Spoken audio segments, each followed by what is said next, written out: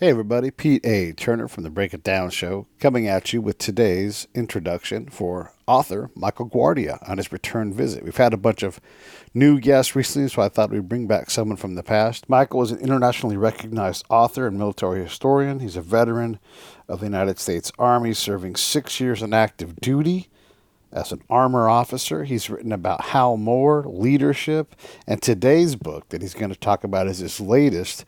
It's sort of a biography of the F-14 Tomcat. So basically, he's taking the history of the Tomcat and telling it for us so we can all learn about this fantastic and maybe the sexiest airplane ever. That twin rudder design is I love it.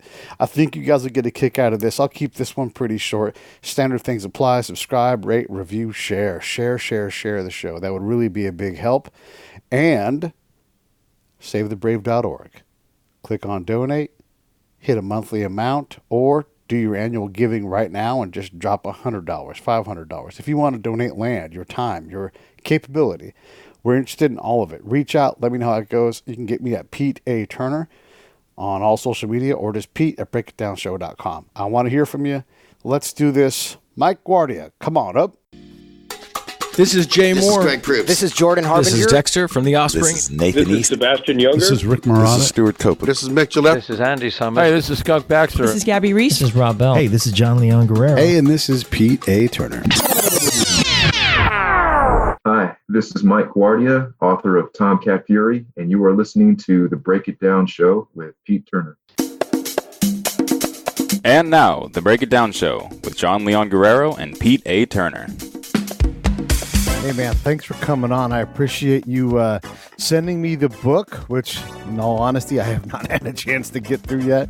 But I am fascinated by this. And you know, as a kid that grew up in the 80s, the Tomcat was a big plane in my youth. You know, we watched Top Gun and Iron Eagle. And for a while, jet fighter movies were really a thing. And so the Tomcat and the other, F-Series fighters they were burned into our heads, and we wanted to become fighter jocks, man. So I appreciate you doing this. I guess you would call it a biography of these things. Right on. So what drew you to the story? Well, there were a lot of things that drew me to the Tomcat initially. I think, like most people within our age bracket, my introduction to the F-14 was Top Gun with Tom Cruise, and just the way that the movie was made and the way that it was presented really burned the images of the F-14 into my mind. And of all the planes that have been in naval service, the Tomcat really just has a sleek look to it.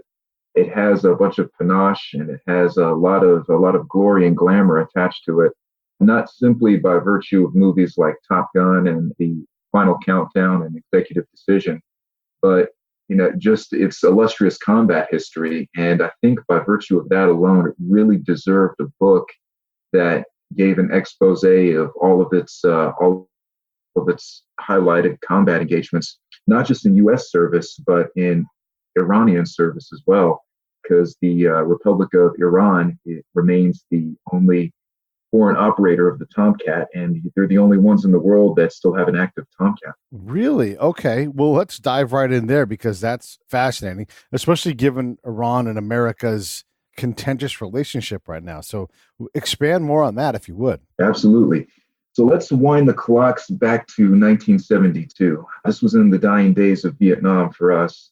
And it was clear by this point that we really needed to have a better fighter jet in our inventory. And for years at this point, we had been relying on the F-4 Phantom, which was a very good plane used by both the Navy and the Air Force. But it became clear that it really couldn't compete with a lot of the latter-day Soviet MiGs that were coming online. So the Navy and the Air Force got together and they said, look, we've had a pretty good run with the F-4 Phantom, but having a one-size-fits-all plane for all three services, the Navy, the Air Force, and the Marine Corps, it really just isn't doing what we thought it would. So the Navy really needs its own plane that's designed for carrier operations, and that was the birth of the F-14. Meanwhile, the Air Force went on to the F-15. But right around this time, the Shah of Iran, who had been a pilot himself, wanted to make Iran the heavy power player in the affairs of the Middle East.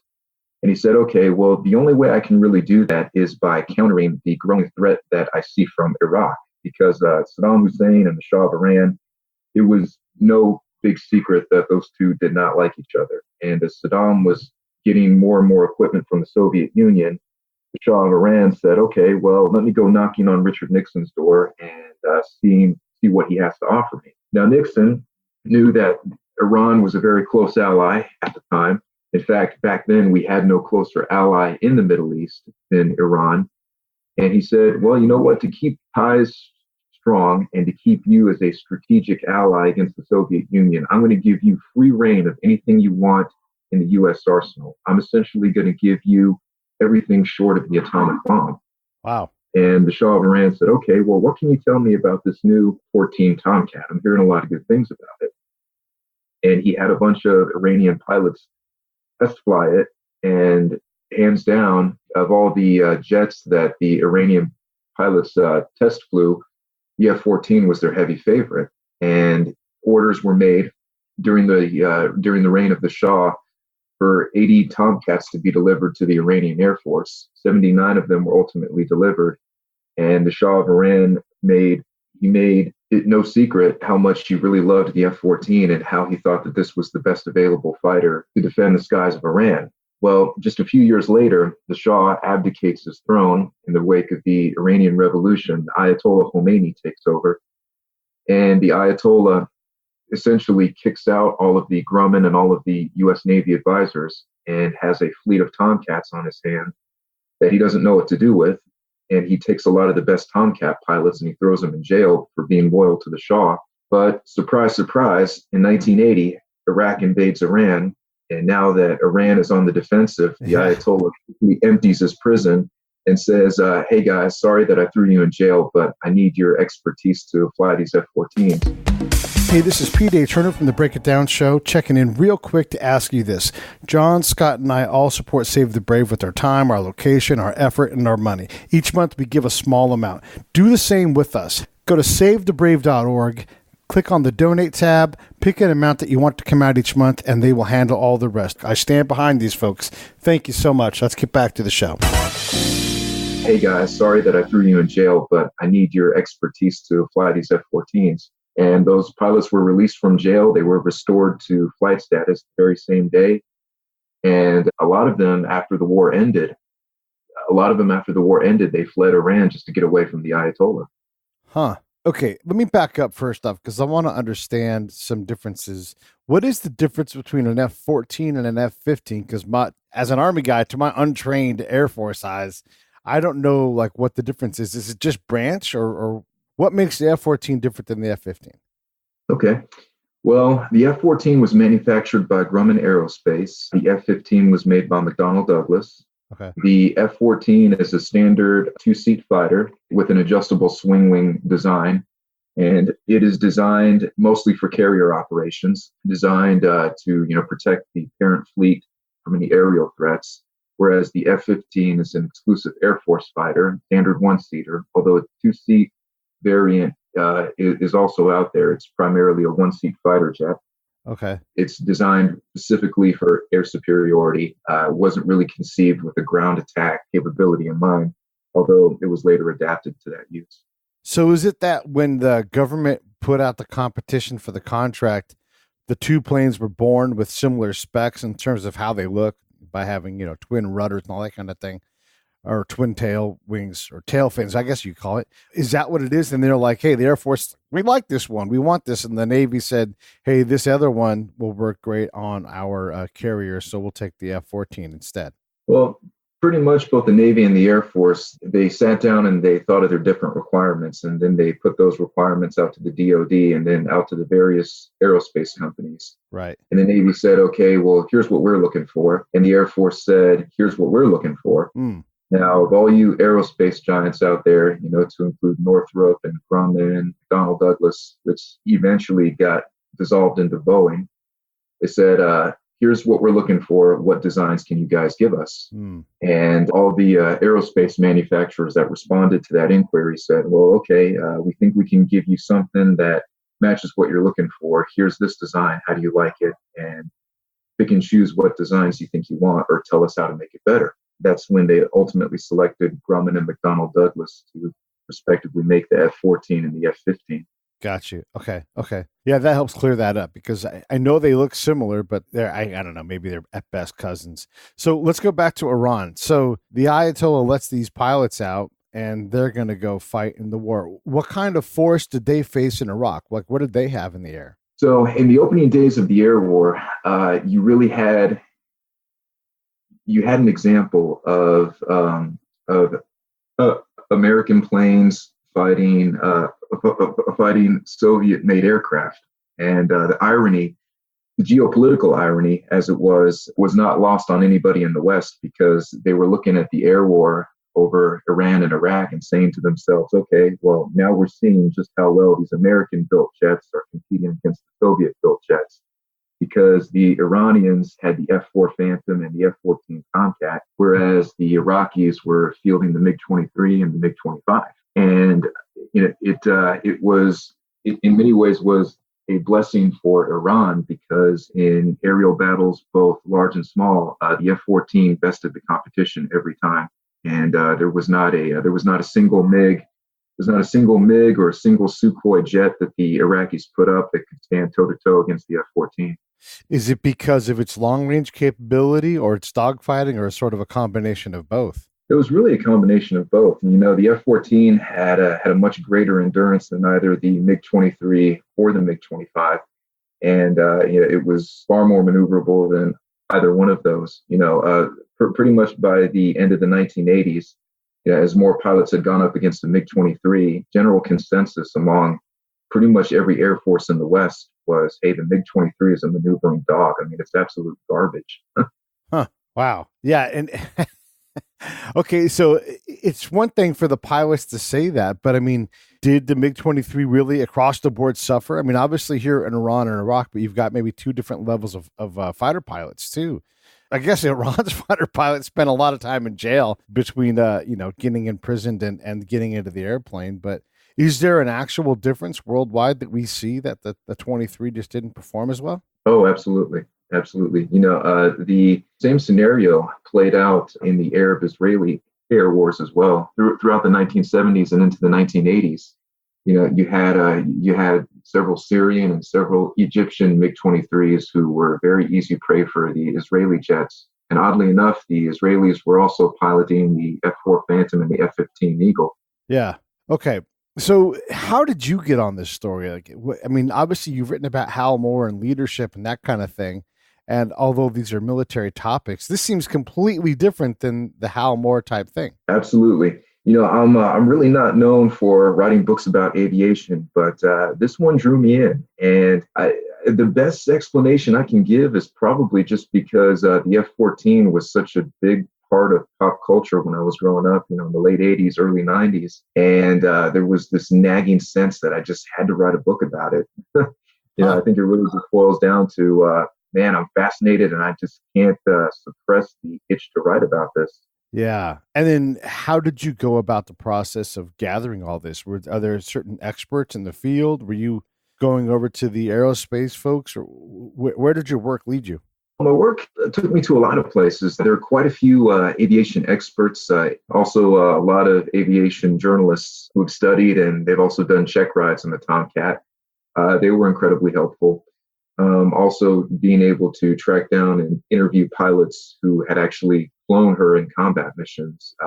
They were never at a loss for stories, and never at a loss for enthusiasm to share their stories with. Huh. What kind of stories did you gather from these guys? Because, I know I've watched like the History Channel, and they'll talk about the F-4 and everybody raves about it, and what a great airplane it was. And I get the sense that Tomcat has the same kind of pedigree from its pilots. So what did you gather along the way? Well, there was an immense amount of pride in the aircraft. I remember hearing from one particular pilot that the Tomcat was the plane that he fell in love with. And he said, every pilot at some point in their career has an airplane that they just fall in love with. And for me, that was the F-14 Tomcat. He said, of the different planes that I've flown, the Tomcat had the best look. It was sleek, and it was the most aerodynamic any plane that I flew. And aside from the immense pride that they have in their aircraft, you also get a sense that they were very proud of the versatility of missions that the Tomcat handled. On the one end, the Tomcat was really designed to be an air superiority fighter, which it was in spades.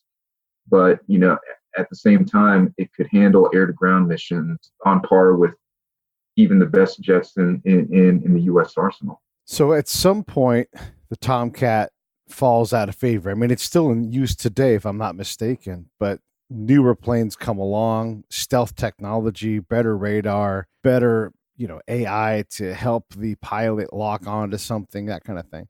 So when does the Tomcat start to show age, and how long do they project that it will be in service still? The Tomcat was a real diehard, and there were a lot of folks in the naval aviation community who went down swinging trying to keep the plane in naval service. The downfall of the Tomcat, oddly enough, was right around the mid-'90s, and before he was our vice president, Dick Cheney, he was our Secretary of Defense. He was one of the advocates against the Tomcat, oddly enough, saying that it was 1960s technology, and at one point he even called it little more than a jobs program. And he said, why do we have to spend the money to keep all these F-14s in the air when it seems like the F-18 can do just as good a job and it costs less to produce each one? Well, if you're looking at it strictly from a numbers-based standpoint and you're just worried about the bottom line, the argument makes sense. But the naval aviation community fought back pretty hard on that. And they said, look, Mr. Secretary, this F-14 can stay in the air longer than the F-18 can, and it is pound for pound the most versatile jet that we have in our carrier air fleets today. Let's keep this going forward and keep it in the air for as long as we can. And just to show you that we're serious, hey, long after your tenure of Secretary of Defense is over, we're going to show just how versatile it is in whatever upcoming conflicts that we have. Well, knock on wood, that's right around the time that the war in Bosnia kicks off, and the Tomcat does an incredible job servicing ground targets, not only in that war, but in the opening days of the war in Afghanistan and the second war in Iraq. It's an incredible asset as far as supporting troops on the ground, which in our current constructs of warfare is really what planes should be the most focused on. But the die had been cast, and both you and I know how the DoD operates. Yeah. And if they're looking for a way to cut costs and save money, then they're going to pursue it. So the Tomcat was retired back in 2006 from U.S. Naval Service, and the F-18 ultimately took over the role of both a fighter and an attack aircraft. And today, the only country in the world that still has an operational fleet of Tomcats is Iran. And being that they kicked out all of the technical expertise that could show them how to maintain their fleets, Iran has barely like 24 Tomcats that are still flyable. Oh, no kidding. And is it the backbone of their air superiority force? Well, it's not so much the backbone anymore. I mean, it certainly was throughout the Iran-Iraq war. They've found new allies out in the world, and they've since gotten a few MiG-29s, and I think they got a few Sukhoi Su-35s on the books now. But for the few Tomcats that do remain operational, Iran is doing everything they can to try and keep them in the sky, because they know, hey, it's a great asset that we really don't want to lose if we don't have to. So a country that wants to buy Tomcats, like let's say, I don't know, Namibia, that Namibia Air Force wants to buy some, can they put in an order for Tomcats? Are they still capable of being made by somebody? No, unfortunately not. Let's see, Gruman Aerospace, they merged with Northrop, and they shut down the F-14 assembly line. I want to say it's been at least 20 years now. And to prevent any of the surplus Tomcats that we had in the States, to prevent them from falling into the hands of third-party black market arms dealers, the DoD hired a private contractor to shred every last Tomcat that we had here in the States. Shred it. Tell me about that. Okay, so I kid you not, this third-party contractor, it was a scrap metal recycling company. They went around to every single boneyard in the U.S. and took an existing Tomcat that was just sitting there on the tarmac and put it through a metal shredder. And on the other end of that shredder, all the little bits and pieces of the Tomcat came out in these 2-inch by 2-inch cubes of scrap metal that were later smelted and used to make other things, probably toasters or some stuff. That is incredible. So, but I mean, surely there are some left in some museums or on some, like if you go to any kind of military post, you and I both know, like, hey, there's an airplane. There's always an airplane around somewhere. Oh, of course. So they salvaged a few of them just to be on display. I know one is on display at the Air and Space Museum. There's another one that's on display outside of Dallas International Airport. And there's one that's at the Boneyard at Hoffman Air Force Base. And that one is being prepped for another museum location. So in total, there are about a handful of Tomcats that are preserved and on display. But those handful of display items are the only ones that survive. And what do the lovers of the Tomcat have to say about that? Like, I mean, obviously the door is shut, sealed, and they've destroyed what they can of the plane. How does the Navy pilot community feel about all that? They're still very heartbroken about it. You'll find at least half a dozen naval pilots on any forum out there, or even if you talk to them, and they say that one of the biggest mistakes that the Defense Department ever made was retiring the Tomcat too early. Because the plane still had a lot of life left in it. And they said that, if the Air Force wants to keep the F-15 in service out to the year 2025, there was no reason why the Navy couldn't do likewise with the F-14.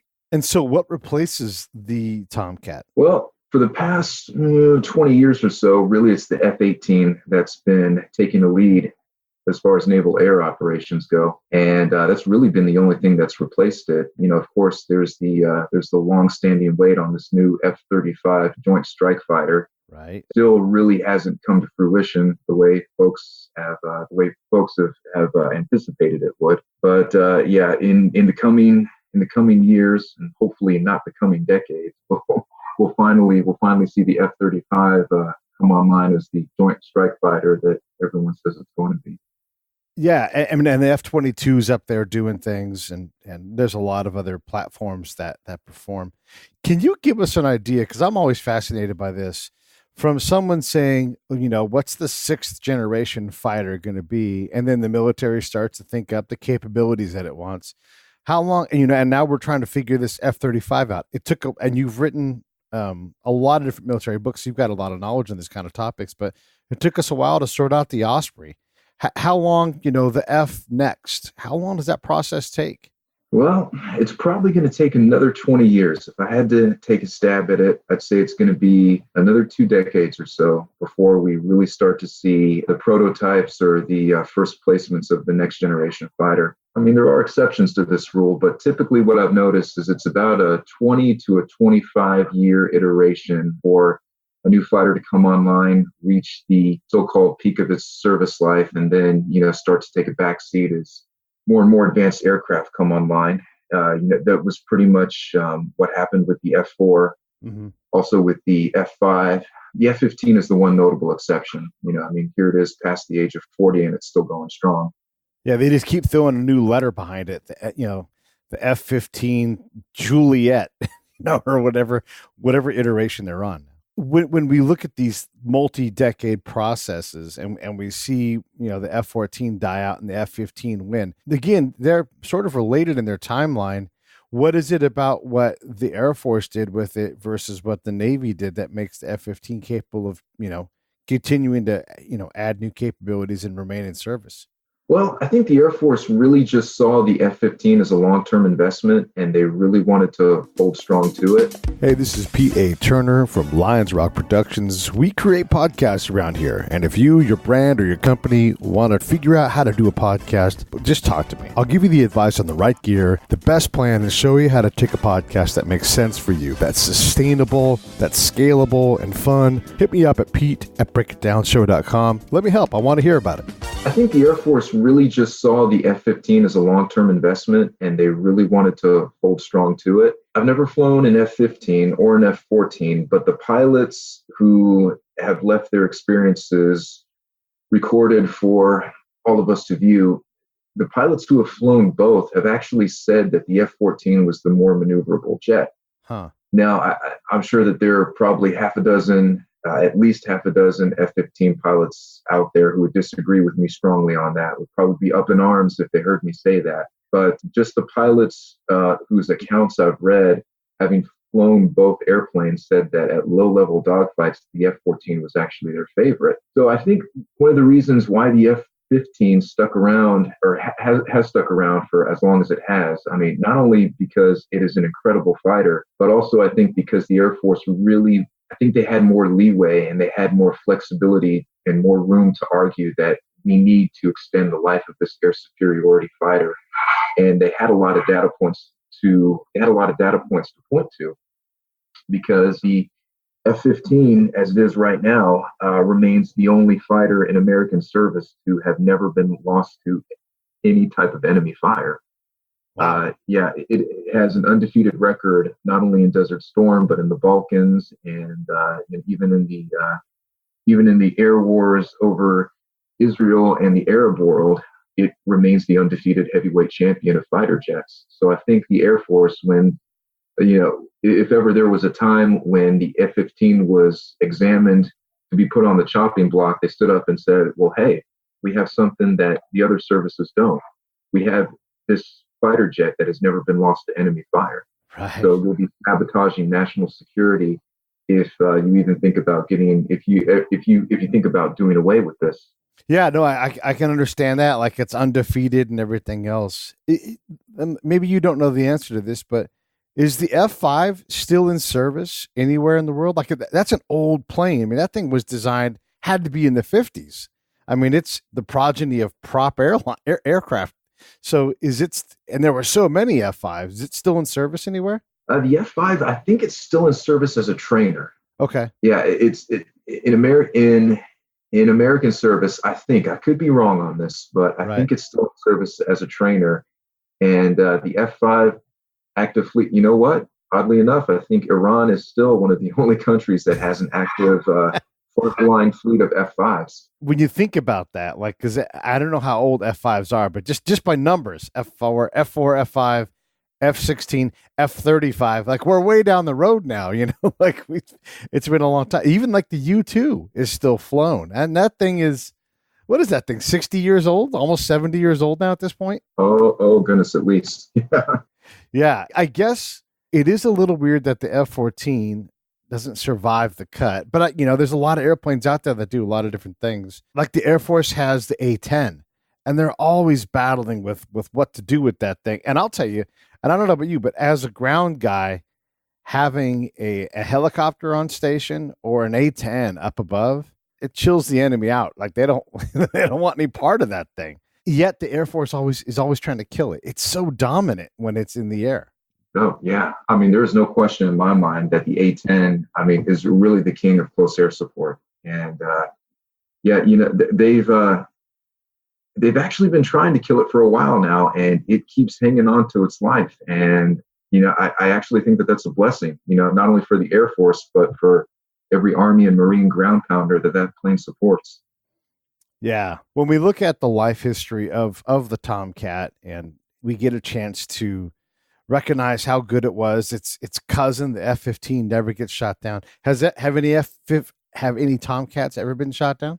Sadly, yes. We lost one to a surface-to-air ground missile. Okay. It was a SAM that shot down one F-14 right in the middle of Desert Storm. That's an incident that I actually talk about in the book.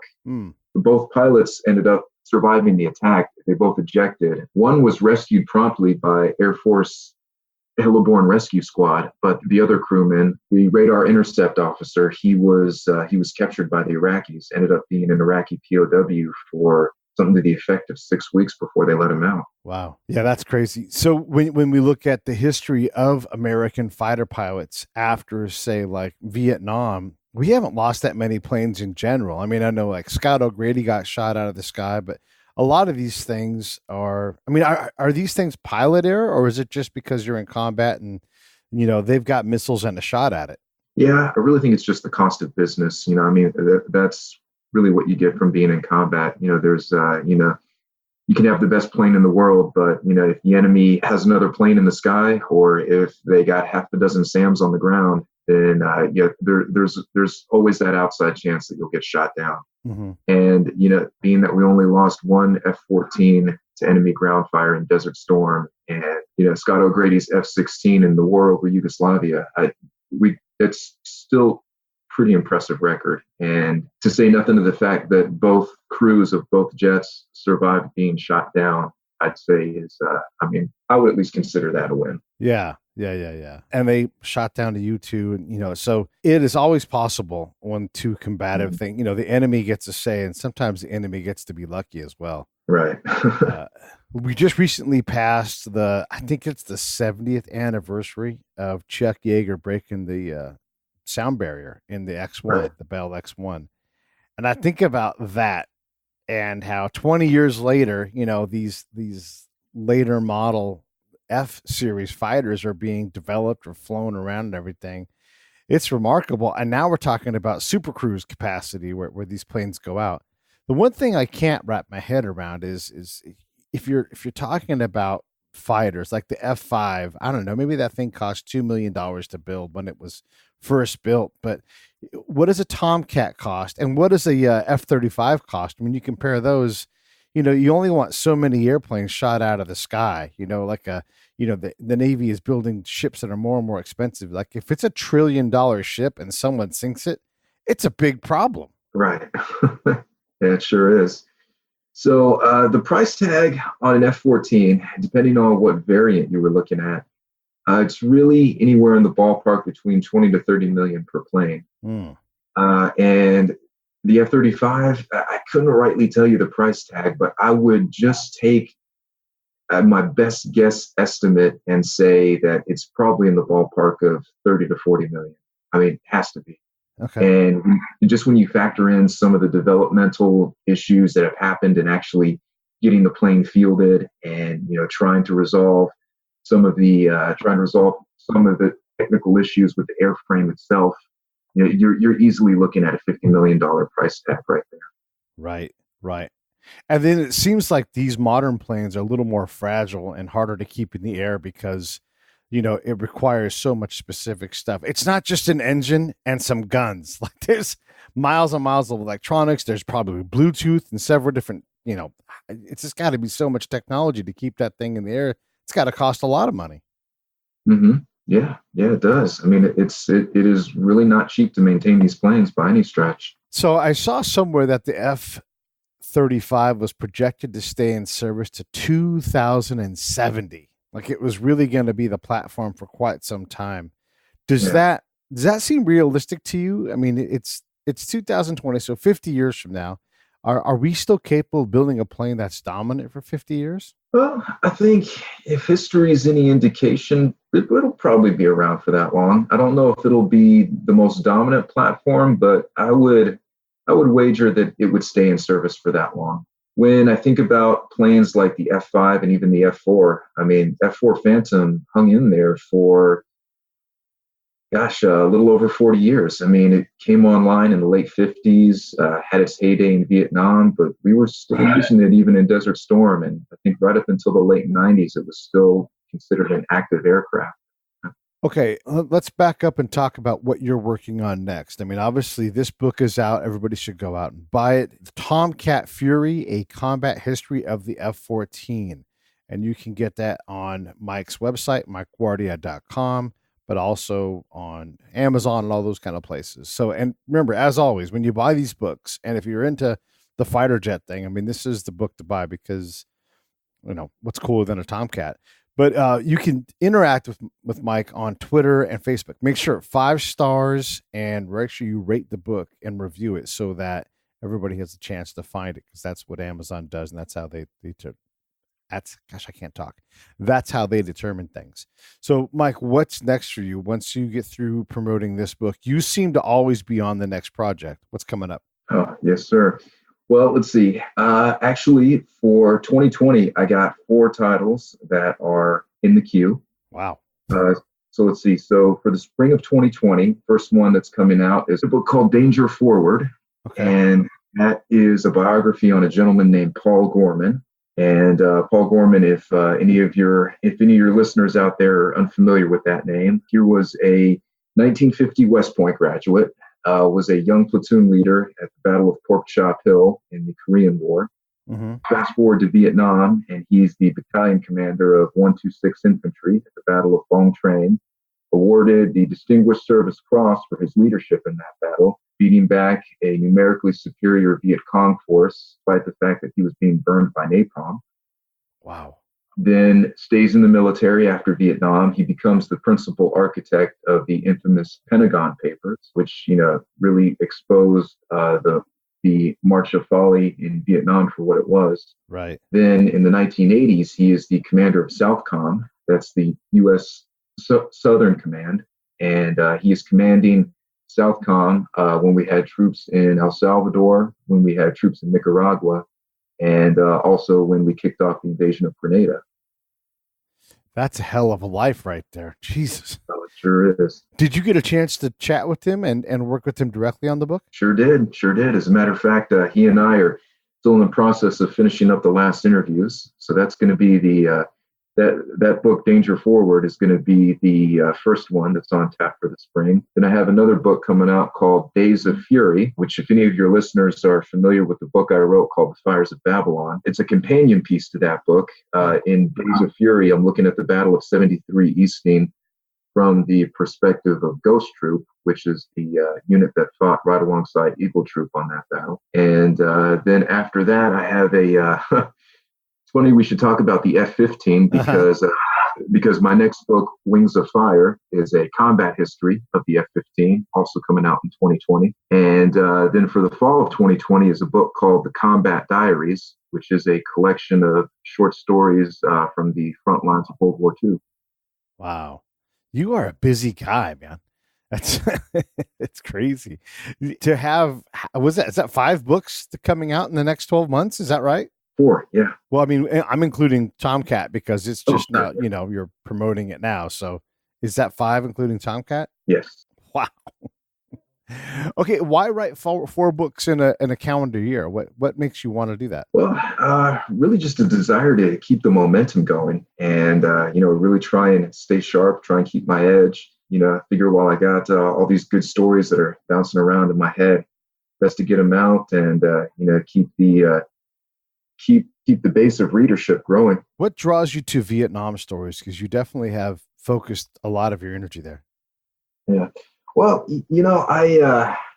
for me, it's almost personal. I mean, not that I have a personal connection to Vietnam in any way, but I always felt that the Vietnam War, and more to the point, the Vietnam veterans never really got a fair shake before, during, or after the conflict. And I find it to be a perennial tragedy that people seem to think that we lost in Vietnam when we not only won every battle, we essentially made the North Vietnamese cry uncle at the Paris Peace Accords.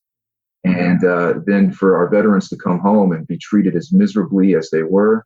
And then 2 years after the last combat troops leave, Congress ends up throwing South Vietnam to the wolves. Yeah. For me, it's almost a personal mission to try and, shine a light on the positive aspects of that conflict and, try to be, a point of light or at least a force for good to turn the tides against the negative perceptions that have plagued that war and, moreover, plagued its veterans. Yeah, they seem to be the most, those veterans are they're bound to each other in a way that I don't think any of the other veteran cohorts are. Obviously the modern guys, we're trying to figure out who and what we are, but right. the Vietnam veterans seem to just have been, when they came back more than anything else, just slammed together and just stand in a circle and dare anybody to take them on. It shocks me. And then there's Korea, which we barely even seem to care about, like in terms of movies and books. And I know there's a ton of that stuff out there, but it's just not the same. The fighting is just as hard as World War II and Vietnam. It's the same basic era. I mean, these things each happen every 10 years, it's like a different fight going on. What is it about Korea that makes it so, and I hate to say this word, but so easy to forget. I think really it's just its relative place in history, because on either end you have the two big conflicts that everybody seems to remember. I mean, everybody loves World War II. Right. I don't think I've met anyone out there who doesn't admire our World War II veterans. And then you have on the other side of that conflict, you have Vietnam, which still carries a lot of negative connotations to it. And I think being sandwiched between an extreme good on one end and a perceived extreme bad on the other one just kind of leaves Korea forgotten by a lot of people. Yeah, and I like to put things in like a time perspective, and you think about, okay, you wrap up the biggest armed conflict in human history that we're aware of, World War II, in 1945. 5 years later, we're in Korea having a I don't know, a force that ultimately is what, 250,000, 300,000 Americans strong 5 years later. Yeah. And I mean, these guys there's a lot of veterans from World War II. Like, yeah, I also fought in Korea. Matter of fact, Scott Husing and I met a guy who was a World War II, Korea, and Vietnam veteran. Can you imagine? For whatever reason, like you said, maybe it's just because World War II was so epic and Vietnam was so, I don't know. I guess maybe it's just the stories are just different or something. I don't know. I can't wrap my head around it. Yeah. Okay, so let me get one more question out of here, and then I'm going to let you go. What books are way out in the horizon? You're like, I really am trying. I mean, obviously, when you're writing 4 books a year, you got a lot of ideas, but there's books that you're like, I wish I could take the time to write this. What's out there that's maybe just out of your grasp? Well, let's see. To give you a preview as to what's beyond 2020 and some books that I've actually laid the foundations for. I mean, I guess I'll just throw this out here as a preview now, but oddly enough, last time I was on the show, I remember Josh Martz was co-hosting with us, and I found out that he's a West Point graduate, class of 2005, and I've actually been laying the foundations to do a book on the class of 2005 called The Class of 9/11. Because when you look at that West Point class, there are a lot of parallels, I think, between the class of 2005 and the class of 1966 that Rick Atkinson wrote about in his book, The Long Gray Line. Here you had the class of 2005 come into West Point during the summer of 2001. 9/11 wasn't even a blip on anyone's radar, and a lot of the cadets were thinking, okay, this military career, however long or short it is, I'm probably just going to be doing peacekeeping missions, a la Bosnia or perhaps Kosovo. But then at the start of what is their plebe or their freshman year, 9/11 happens, and that completely changes the dynamic. And the army that they graduate into is far different from the one that they joined. And they're having to learn how to do unconventional warfare. Counterinsurgency is once again the name of the game, and they're fighting an enemy that they weren't really trained to fight. Yeah. And not only that, there's a growing restlessness at home over the war in Iraq. I mean, granted, comparatively speaking, the American public wasn't as hostile towards the military as they were back in Vietnam, but the parallels are still pretty hard to ignore. And I really think that deserves a story. So, Josh and I have communicated in the background about, further fleshing out the narrative to that story. Yeah. And I don't know if there'll ever be a class like the class of 1915, the class the stars fell on, because those guys had, World War I conflict, and also they had World War II and maybe even some Korean conflict to deal with. And so, yeah, there's a lot of generals that come out of that era. But like in our fighting, it seems like we've been so active. A guy like Josh just can't stay in. We're burning through SEALs in less than 20 years, and it's just the pace of operations is different. So how do you deal with a guy like Josh who's like, hey, I've been shot and dead once, I've had my fill, and I'm going to go do other things and clearly lead exceptionally, but from outside of the service? It's I'm interested to see what you come up with in terms of sorting through that, because it's just a neat exercise to go through and look at what careers are happening and how they're growing, because these guys have been in the Army. I mean, by the time you get the book done, they'll be coming up on 20 years pretty quick, Right. Yeah. Well, listen, I appreciate everybody. Go get the book. It's awesome. And I'll put links to it in show notes. You can learn all about the F-14 Tomcat.